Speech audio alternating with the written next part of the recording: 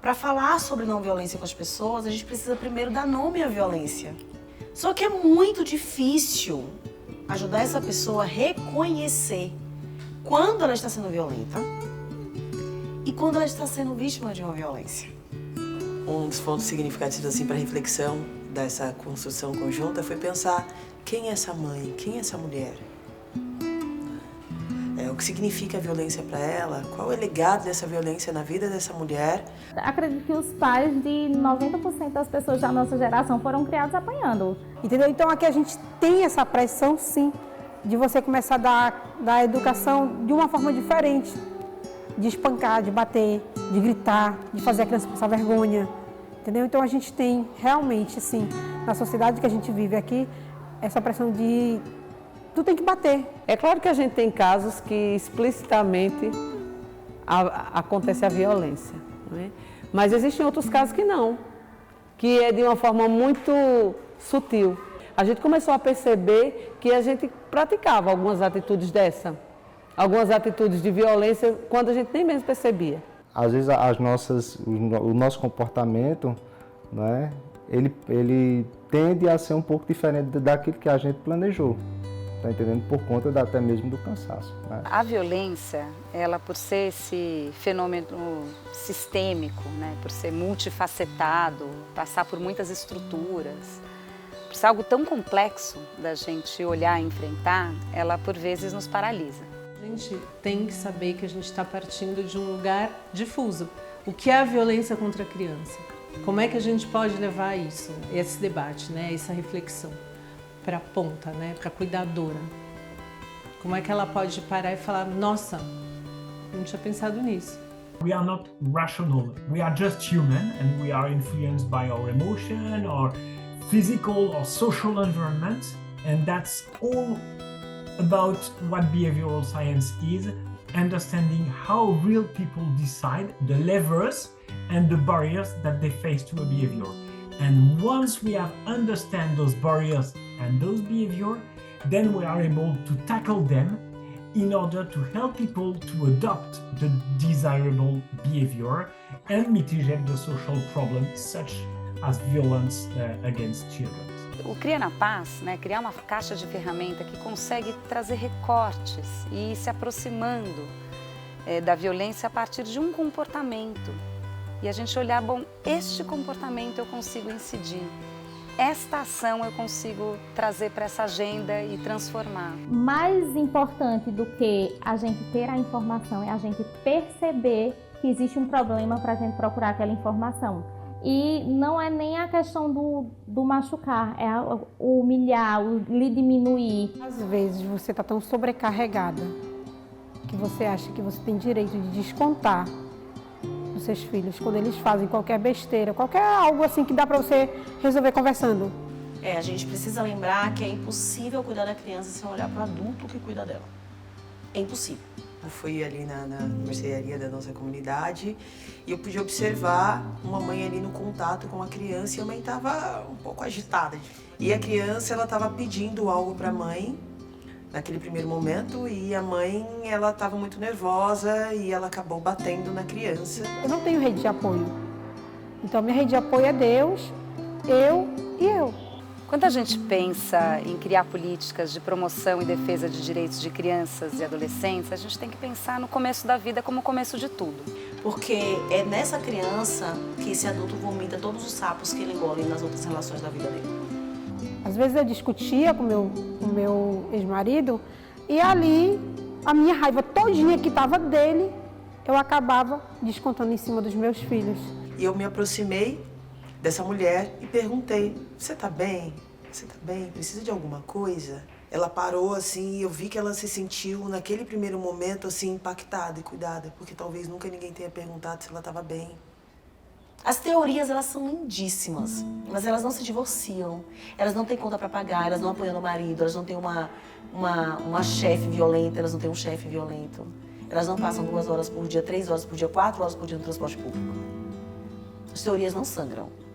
Porque no final das contas, o difícil não é lidar com a criança. É de lidar comigo e com a minha vida. E com o que eu não aprendi. As pessoas querem ser vistas dentro das suas dificuldades e olhar para a dificuldade e contribuir com as histórias que são reais, para não correr o perigo, né, de uma história única, foi fundamental para que a gente conseguisse se aproximar dessas pessoas e construir um projeto que de fato fale sobre a realidade. What was very rich in the way that this program and the nudges and behavioral science has been used within this program is starting from the field. Conseguir tirar das leituras de Freud, a Winnicott, o que é que eu queria falar para as pessoas em que a minha tia faxineira conseguisse entender, era e é o meu maior desafio, acho que foi o maior desafio do Criando a Paz.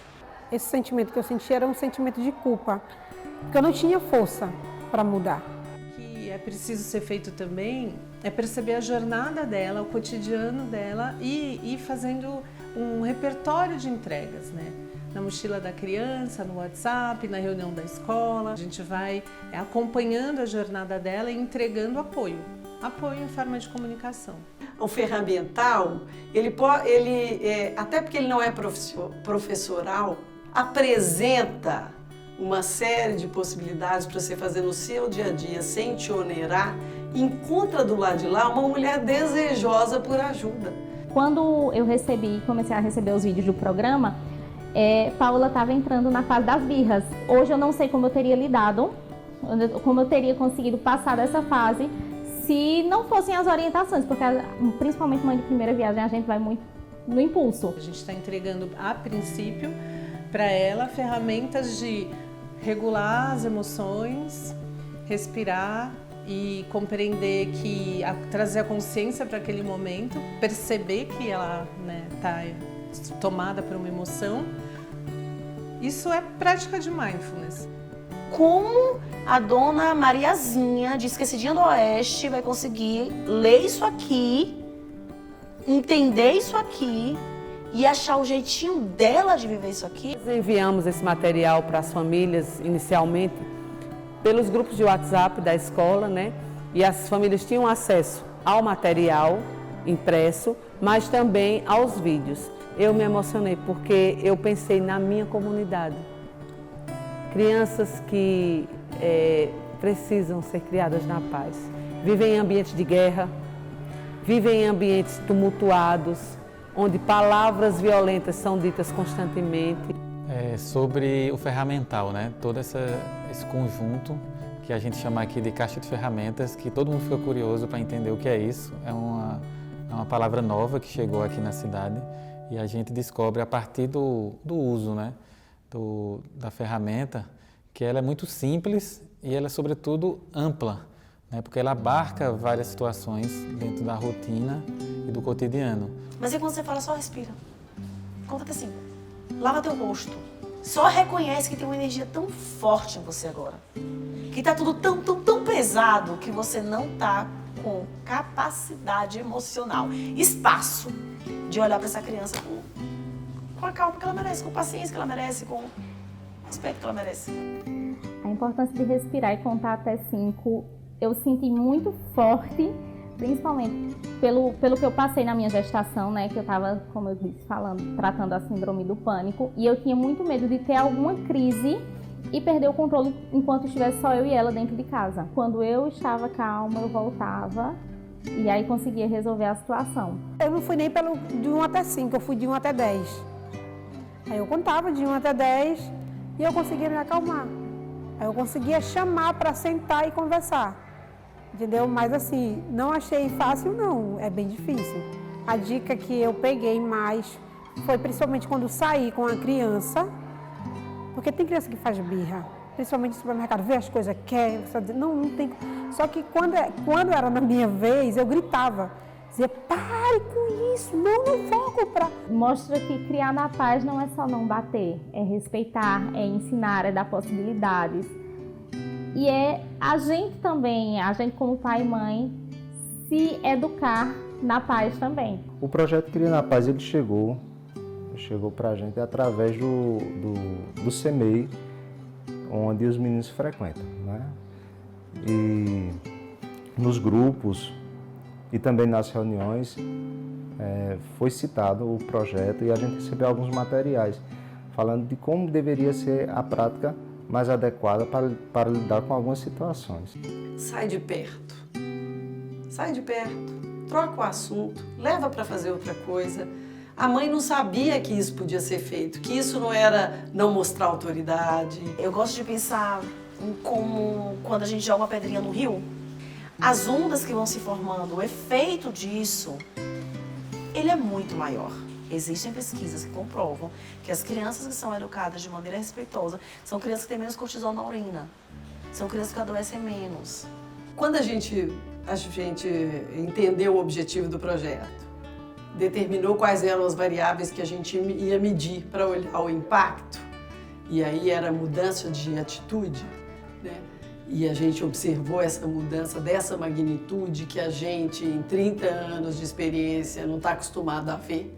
Foi em 2 meses uma movimentação de cerca de 10 pontos percentuais, gente. Isso é muito grande para uma mudança num comportamento, e é uma mudança na ponta. São essas mães dizendo, nunca dá para aceitar isso. Então, o projeto move, tirando do repertório dessa mãe atitudes violentas, de maneira que ela nunca mais aceite aquilo. Tem palavras que você fala que aquela pessoa guarda para o resto da vida. Entendeu? Então, assim, para mim, a violência física na minha casa não existe mais. Como é que a gente chega na escala se a gente está trabalhando com 1 município, 2 municípios? São 5.570. Como é que a gente vai ampliando? Então, contar com o apoio do Estado nesse processo de articulação, que é o papel do Estado. O Estado, ele traz inovação, ele traz tecnologia, ele traz ferramentas para os municípios poderem se apropriar e implementar no território. Um aspecto importante também abordar é o potencial do uso dessa caixa de ferramenta, né, do ponto de vista institucional da gestão, né, da forma que ela pode ser multiplicada a partir das mais diversas secretarias, né, e como isso tem um potencial de replicar nas suas estruturas de gestão. E aí uma coisa fácil dessa, que a gente vê numa escala, no caso a gente mediu 9 municípios, que tem este tamanho de impacto, você imagina se eu consigo escalar isso como política pública para mais municípios, para mais lugares. Quer dizer, o potencial transformador da sociedade nesse lugar, que é o lugar da primeira infância. Ele não pode parar por aqui. Ele precisa crescer, ele precisa ampliar. Ele pode impactar a vida de muitas outras famílias. A gente precisa de constância na comunicação, de simplicidade, de clareza, de horizontalidade. E isso em escala, porque se eu fizer isso numa família, é uma coisa. Mas e se eu fizer isso em todas as famílias da cidade de São Paulo? E se eu conseguir fazer isso em todas as famílias do estado do Sergipe? E se todo mundo for comprando essa ideia e aquilo for surgindo como simplesmente essa conquista? Nós estamos falando de transformação social, sabe? Nós estamos falando de transformação social.